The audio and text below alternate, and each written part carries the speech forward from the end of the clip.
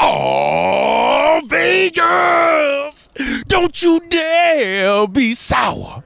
Clap for Unlikely with Adrian Hernandez and feel the power.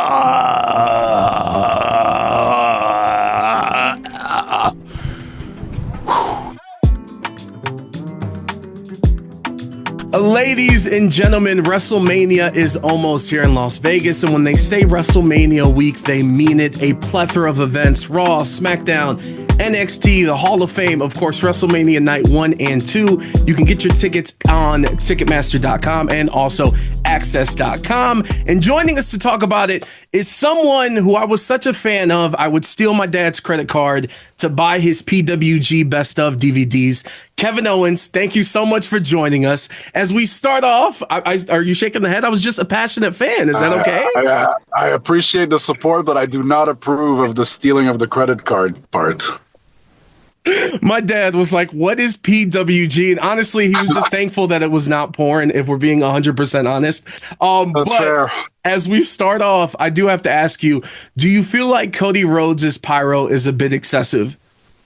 Yeah, I definitely do. I think he's very selfish as well, because I think the fact that he blows about 3/4 of the WWE Pyro budget every year keeps a lot of people from getting to have Pyro for their entrances. For example, I've requested for years to have Pyro added to my entrance. You remember Psycho Sid used to have the Pyro where it would say his name in the ring? Yes. So I wanted the same thing, but instead of my name, I just wanted to say balls with a Z at the end. And they just won't do it. They said Cody needs all the Pyro. So very selfish and very excessive. Absolutely. And it's like a double Pyro, 2 minutes in between. Like there's three of them. I think there's three of them. Yeah, exactly. If we're lucky, there might be more if it's an extended theme. But when I got told that I had the opportunity to get to talk to you, got very excited because there's something that it's been weighing heavy on my heart and my mind. A couple weeks ago, you were a part of a Topps fan event. Your opening card, signing the Topps cards for fans, and one of them you wrote that you do like Shakira songs, which got me thinking, what is on Kevin Owens? Several Shakira songs. What else is on the playlist? Hips Don't Lie is a classic, obviously. Underneath Your Clothes, I think it's called, is pretty incredible.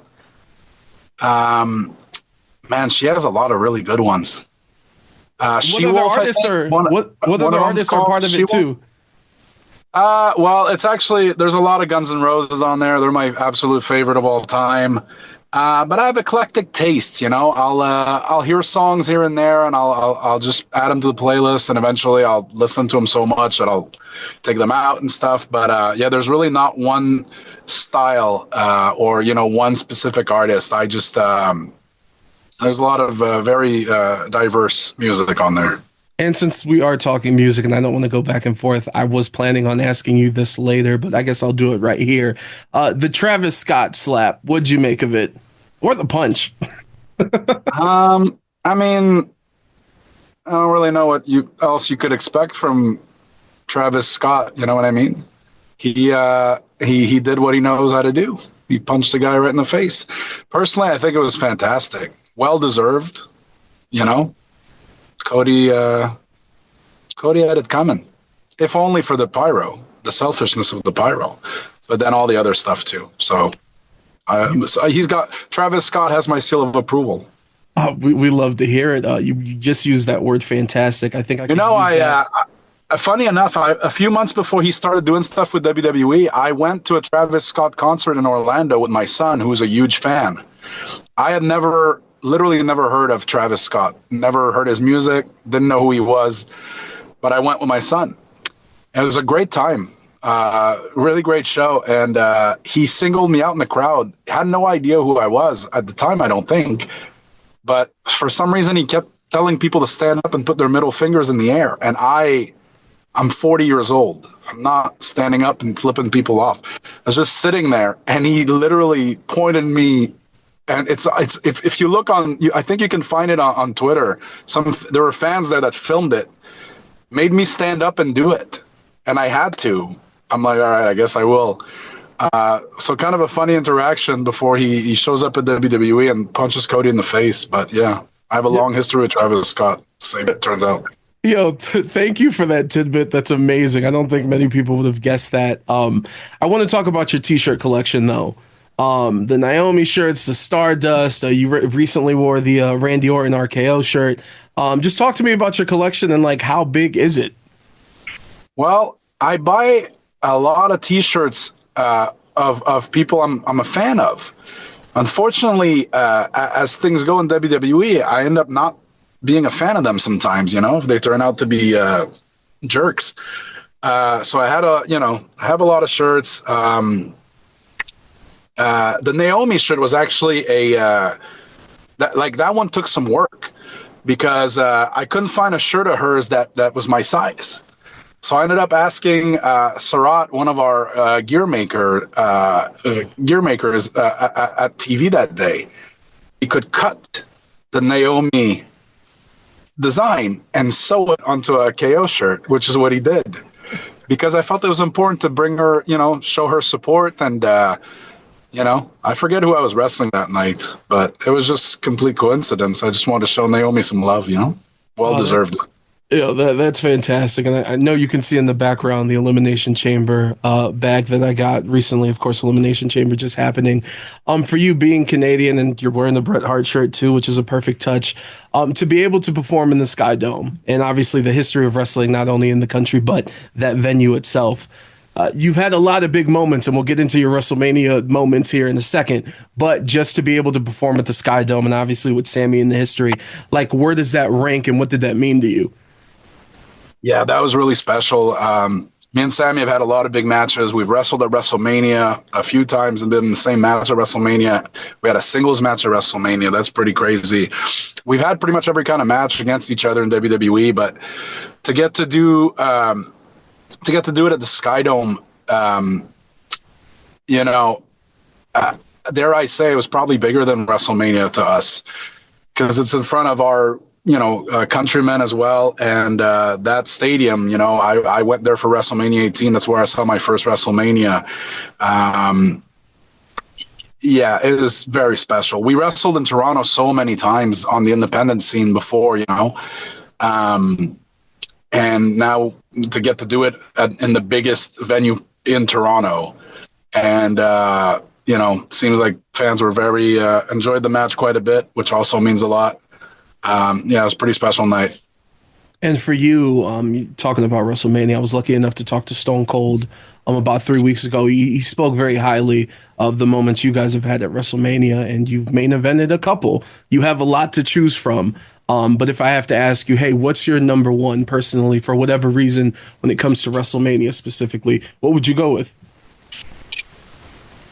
I mean, I don't know how I have to put that one at the top. There's just it was so unfathomable just a few months before that would happen. And I worked for it is the funny part. Like, I met Stone Cold in 2005 at an airport. He gave me advice that I took to heart, applied it to my career. That advice helped me make it to WWE. Before I got to WWE, though, a few years before, I emailed him because I was a big fan of his podcast. I emailed him, told him, hey, I met you in 2005 at an airport. You gave me this advice, and it really helped me a lot. And he remembered that interaction, and he ended up having me on his podcast at the time. So that was a huge moment for me as an independent wrestler. And then not long after that, WWE, came calling. And then next time I ran into Stone Cold was at WWE shows, and we had this relationship already. And at one point I started thinking, I need a new finishing move. Everybody was doing power bombs and stuff. And the stunner to me is the greatest move of all time. So I figured nobody uses it as a finish anyway. And very few people use it at all. So maybe I can. But I needed Stone Cold's approval to do it. So I went and asked him. And he was happy to say yes. Gave me his blessing. Go ahead and use it. It took a couple of years for me to be able to use it. But once I started using it, it's been great. It pisses people off a lot. Some people really hate that I use it, and I love that so much. I will never stop doing it. But it was great, to kind of just to get the blessing to use it from somebody I looked up to and idolized so much. But there was a ulterior motive to me asking him that, because not only is it a great move and I really wanted to be able to use it, but also I figured if he ever comes back for a match, which probably won't happen, but if he was ever to come back, logic would state that he'd probably wrestle the guy who's doing his finishing. And that's exactly what happened, which is insane, but it worked out. And it's really just unbelievable moment. Still hard for me to believe it happened, but it did happen. There's footage of it. I've seen it. So, yeah. That's incredible. And thank you for that story. And I got two more questions for you before we get out of here. I think for the longest time, one of the reasons, and I would see it online, is people would appreciate that it seemed like you were the only one that would remember things that happened in the past. We fast forward now, and I know there's a lot of names for this new era. I'll call it the Netflix era. It seems like fans are now being rewarded for paying attention, for watching every week for years on end. And I know you've used social media, you use all these tools that are available. How good does it feel to like have that be in play, where I don't necessarily think that was in the past? Yeah, it's definitely been a shift in mindset from people, at the top, that our fans are smart and watch our product and pay attention and remember things, and can remember things a lot better than other people that were in charge before thought they would. Because I guess they didn't remember half of the stuff we did, but the fans do, because the fans care and pay attention to what we do. I had arguments with the people in charge before where I would like, no, this happened 3 weeks ago. They're going to remember. And they would say, no, they won't. Like, yes, they will. You're insulting their intelligence by pretending they won't. But obviously Triple H does not think like that. He knows fans remember, and he applies it and he uses it, and it makes the product way better, in my opinion. When I was a kid watching, from the time I was 11 to all the way to, till I signed with my contract, I was always watching WWE. And, when I was 12, 13, 14, even though I was just a kid, I watched it. I remembered everything. You know what I mean? When the Sultan showed up, I knew that's Fatu. It's not, why is he the Sultan? You know what I mean? Like, people, I don't know. Our fans are smart, man. So it's great to see, the product leaning into that now. And before we get out of here, just a reminder for everybody, a plethora of events, WrestleMania, April 19th and 20th. You can get those tickets at Ticketmaster.com. And then Raw, SmackDown, NXT, Hall of Fame, whatever you want to do, you can get those tickets at Access.com. And to close this out, I printed out this picture. I want to show it to you here in just 1 second, Kevin. I just want to get your initial reaction because it happened over the weekend. What do you think of this? Disgusting, but not surprising. Not surprising at all. Just two guys pretending to love each other until they can stab each other in the back. You heard it here first. There it is. Unlikely with Kevin Owens. Kevin, thank you for the time. All right. Take care.